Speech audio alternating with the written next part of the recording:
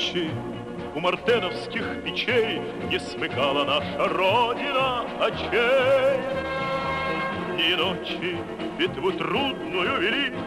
этот день мы приближали, как могли, этот день победы порогом промах. Это праздник сединою на висках, это радость со слезами на глазах.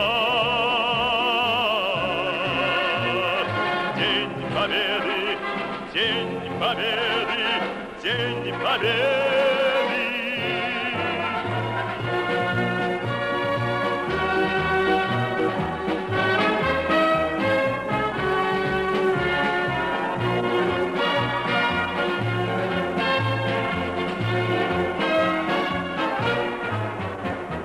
Здравствуй, мама, возвратились мы не все, босиком бы пробежаться по росе. Пол Европы прошагали, пол земли, этот день мы приближали, как могли, этот день победы порохом пропах. Это праздник с сединою на висках, это радость со слезами на глазах. День победы, день победы, день победы, этот день победы порохом пропах. Это праздник с сединою на висках, это радость со слезами на глазах. День победы, день победы, день победы.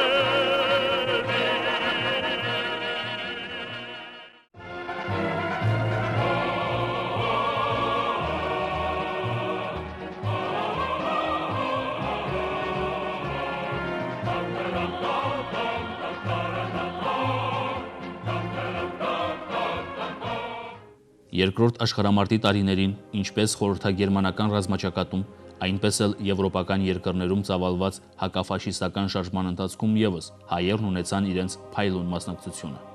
Դրանում առավելապես աչքի ընկավ սփյուռքահայությունը։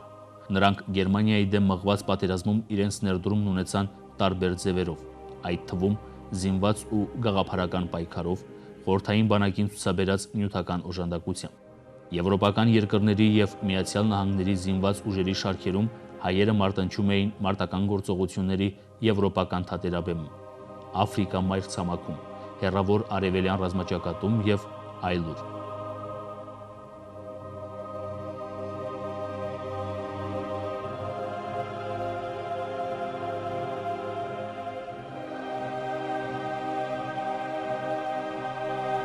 Ըստ հավաստի աղբյուրների, երկրորդ աշխարհամարտի ժամանակ Միացյալ Նահանգների բանակում մարտնչել են շուրջ 20,000 հայեր, որոնցից շատերը պարգևատրվել են շքանշաններով եւ մեդալներով։ Իսկ լեյտենանտ Երվան Դերվիշյանն արժանացել է Ամերիկայի ազգային հերոսի կոնգրեսի պատվո մեդալ շքանշանին, որով պատերազմի տարիներին Ամերիկայի Միացյալ Նահանգների բանակում ծառայող զինվորներից պարգևատրվել են ընդամենը 87 հոգի։ Հայերի ներդրումն ակնառու է նաև Միացյալ Նահանգների ռազմաօդային ուժերում ունեցած ծառայությունների առումով։ Պատերազմի տարիներին ամերիկյան հայտնի օդաչուներից էին Չարլզ Տերտերյանը, Սեմ Պարսամյանը, Էնդրյու Կոշտոյանը, Ջերարդ Գևորքյանը, Ժիրայր, Հայկ եւ Արծվիկ Կատարյան եղբայրները եւ շատ ուրիշներ։ Մի շարք հայորդիներ արտասահմանյան բանակներում արժանացան գեներալական կոչումների, այդ թվում Ջորջ Մարտիկյանը եւ Հայկ Շեքերջյանը ԱՄՆ-ում, Բուլղարիայում Գաբրիել Գաբրիելյանը, Սիրիական բանակում գեներալ լեյտենանտ Արամ Կարապետյանը եւ այլոք։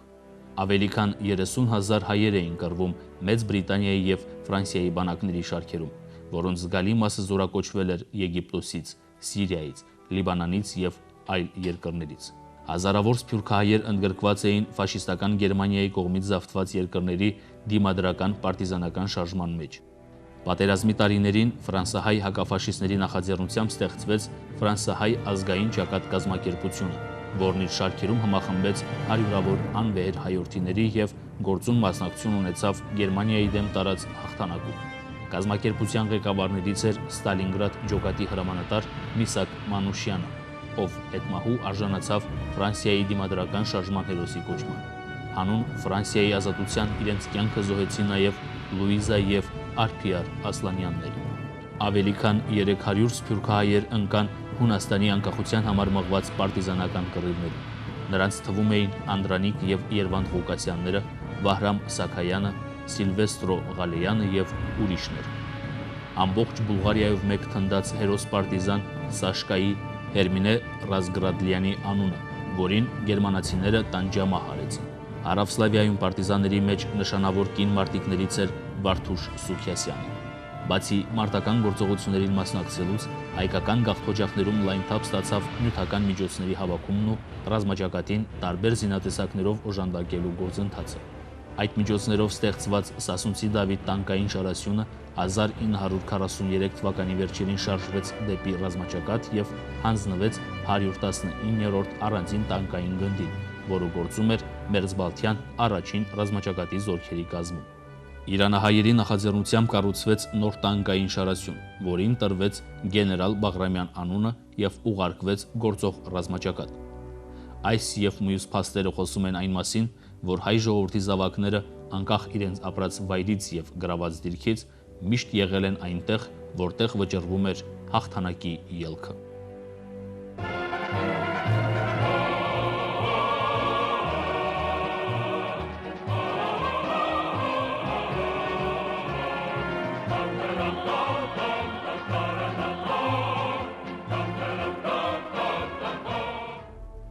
Մեծ հայրենականի տարիներին հայ ժողովրդի զավակներն աչքի ընկան ինչպես իրենց ծավալներով ու նշանակությամբ առանձնացած ճակատամարտերում և ռազմավարական հզոր տաղանդով օժտված զորավարներով, այնպես էլ ականավոր գիտնականների փայլուն համաստեղությամբ։ Նաև նրանց գիտական հայտնագործությունների շնորհիվ էր, որ հնարավոր եղավ ոչ միայն հասնել պատերազմի հաղթական ավարտին, այլև կանխել նոր աշխարհամարտի վերսկսման հավանական վտանգը։ Աշխարհահռչակ գիտնականների թվում էին այնպիսի ականավոր դեմքեր, ինչպիսիք են Աբրահամ Ալիխանովը, Անդրանիկ Յոսիֆյանը, Լևոն Օրբելին և շատ ուրիշներ։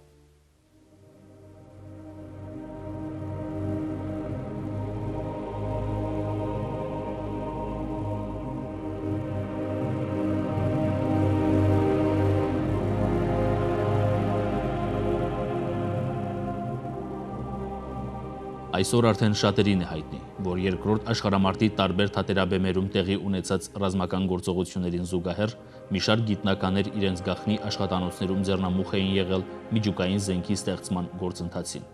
Խորհրդային Միությունում այս ձեռնարկման իրականացնողների թվում էր 20-րդ դարի հայազգի նշանավոր գիտնական Աբրահամ Ալիխանովը։ Պատմական փաստերը վկայում են, որ 1942 թվականին, երբ Խորհրդային Միությունում սկսվեցին միջուկային ռումբի ստեղծման աշխատանքները և այդ աշխատանքների ղեկավարի պաշտոնում արդեն դրված էր Կուրչատովի թեկնածությունը, Լավրենտի Բերիան իր մոտ է կանչում Ալիխանովին և առաջարկում նրան զբաղեցնել այդ պաշտոնը։ Բարակացած Ալիխանովը ոչ միայն մերժում է Բերիայի առաջարկը, այլև հանդգնում է ասել, որ լավ է մի խելոք բարեկամ ունենալ, քան թե ընկերանալ 1000 նենգամի թիմարի։ Մեծանուն գիտնականը, որը Խորհրդային Միությունում միջուկային ֆիզիկայի հիմնադիրներից մեկն էր, իր սկզբունքներով միշտ էլ եղել է նորարար։ Պատահական չէ, որ աշխարհահռչակ Ռեզերֆորդը ծանոթանալով նրա հետ խոստովանել է հետևյալը. նա աշխատում է լայն ընդգրկումներով և կարողանում է ավելի հեռուն տեսնել, քան մեզանից շատերը։ Ինչպես պատերազմական շրջանում, այնպես էլ դրանից հետո գիտության մեջ ունեցած վաստակի համար Աբրահամ Ալիխանովին 3 անգամ շնորհվեց ԽՍՀՄ պետական մրցանակ։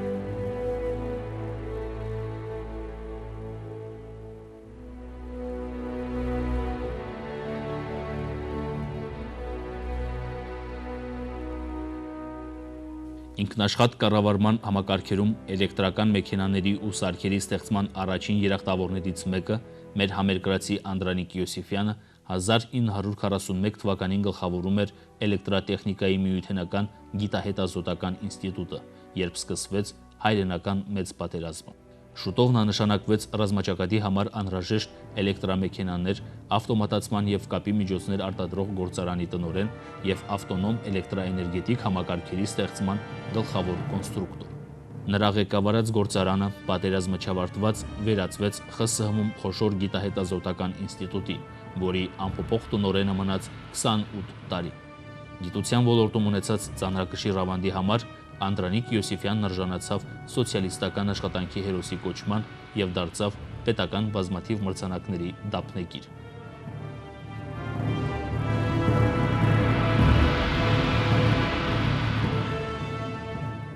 Մեծ հայրենականի ժամանակ խորհրդային ռազմաբժշկության բնագավառում ակնառու ներդրում ունեցավ ԽՍՀՄ Գիտությունների ակադեմիայի իսկական անդամ Լևոն Օրբելին։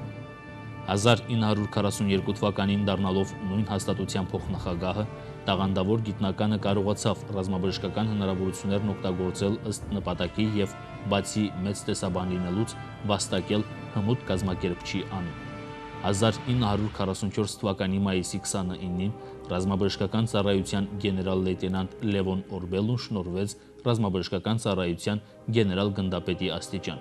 իսկ մեկ տարի անց արժանացավ սոցիալիստական աշխատանքի հերոսի կոչման։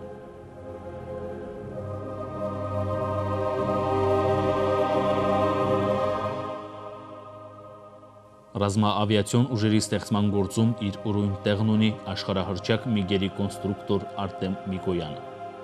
Ինքնաթիռաշինության բնագավառում նրա ուղին սկսվեց 1936 թվականին։ Ավարտելով Մոսկվայի Ժուկովսկու անվան ռազմաօդային ակադեմիայի ինժեներական ֆակուլտետը, Միխայել Գուրիեչևի հետ մտահղացավ բարձրաթռիչ կործանիչի գաղափարը։ Շուտով օդ բարձրացավ երկու նորարարների առաջնեկը՝ MiG-1-ը։ Պատերազմի նախօրեին ստեղծվեց MiG-3-ը եւ արդեն 1941 թվականի վերջին խորհրդային ավիացիայում կար շուրջ 3500 միավոր նմանատիպ ինքնաթիռ։ Խիստ ժամանակին ստեղծված MiG-ի մասին մասնագետներն արտահայտեցին բավականին մեծ կարծիք։ Պատահական չէ, որ 1941 թվականի հունիսի վերջին կազմավորված կործանիչ ավիացիայի հատուկ նշանակություն ունեցող 401-րդ եւ 402-րդ գնդերը զինված էին MiG-3 կործանիչներով, որոնք արևմտյան եւ հյուսիս-արևելյան ռազմաճակատներում օդային կատաղի մարտեր էին մղում գերմանական օդուժի դեմ։ Հայտնի է նաեւ այն փաստը, որ Մոսկվայի օդային ռազմադաշտում կռվող կործանիչների մեծ մասը եւս MiG-եր էին։ Սակայն շուտով հայտնվեցին Il-2 թռչող տանկերը, որոնց համար պահանջվում էին հզոր շարժիչներ, իսկ նման շարժիչներ միայն ունեին MiG-երը։ Ստալինի հրամանով կանգնեցվեց վերջիներիս արտադրությունը եւ առաջնահերթությունը տրվեց Il-2-ին։ Այդուհանդերձ Արտեմ Միկոյանի կոնստրուկտորական բյուրոյի համբավն ու փառքը դրանից հետո էլ շարունակեց իշխել համաշխարհային ինքնաթիռաշինության ոլորտում։ Պատերազմից անմիջապես հետո հայտնվեցին MiG-երի կատարելագործված տասնյակ տեսակներ, որոնք առ այսօր էլ համարվում են լավագույններից։ Ինժեներա-ավիացիոն ծառայության գեներալ-գնդապետ ԽՍՀՄ Գիտությունների ակադեմիայի ակադեմիկոս Արտեմ Միկոյանը Լենինյան եւ պետական հնգակի մրցանակի դափնեկիր է, սոցիալիստական աշխատանքի հերոս։ Մեծ հայրենականում տարած հաղթանակի գործում հիրավի նշանակալից էր նաեւ հայ գիտնականների բերած ավանդը։ Մարդիկ, որոնց ջանքերով զարգացման նոր հեռանկարների հասավ խորհրդային ռազմաարդյունաբերությունն ու գիտությունն ընդհանրապես։ Վերոհիշյալը մեր մեծերին հիշելու մի համեստ փորձ էր, սակայն անհատների ոչ լրիվ ցանկով եւ բովանդակությամբ։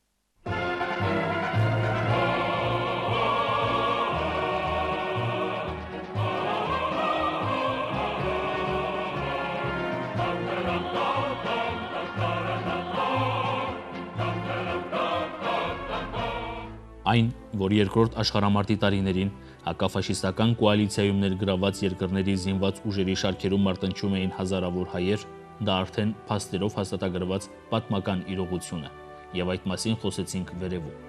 Սակայն իրողություն է նաեւ այն փաստը, որ մի շարք հայ ակնառու քաղաքական եւ ռազմական գործիչներ գերմանական զորքերի կազմում իրենց մասնակցությունն են բերել մասնավորապես արևելյան ռազմաճակատում, խորհրդային միության դեմ մղված մարտական գործողությունների ժամանակ։ Տասնամյակներ շարունակ այդ անհատների բռնած դիրքորոշումը մանավանդ հայ պատմագրության մեջ եղել ու թերևս շարունակում է մնալ վիճաբանության առարկա։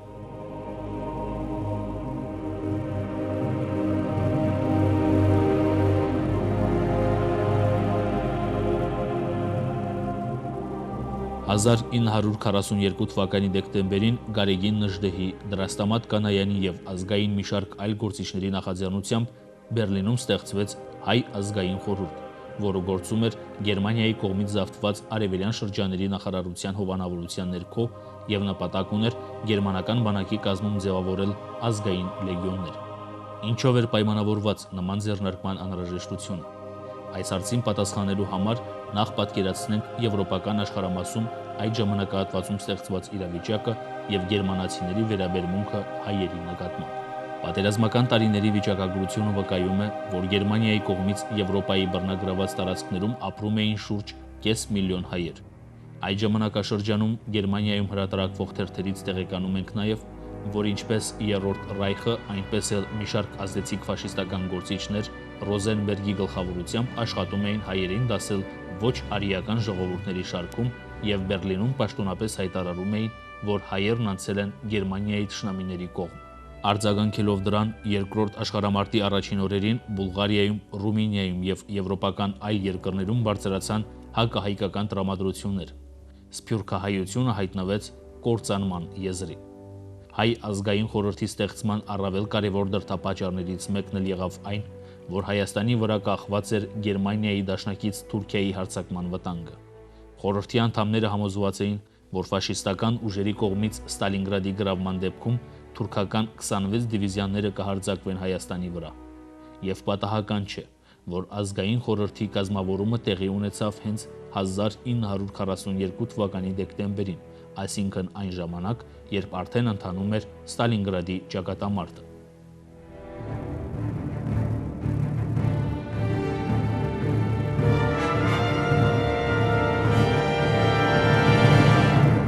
Հանուն իր ժողովրդի գոյության ապահովման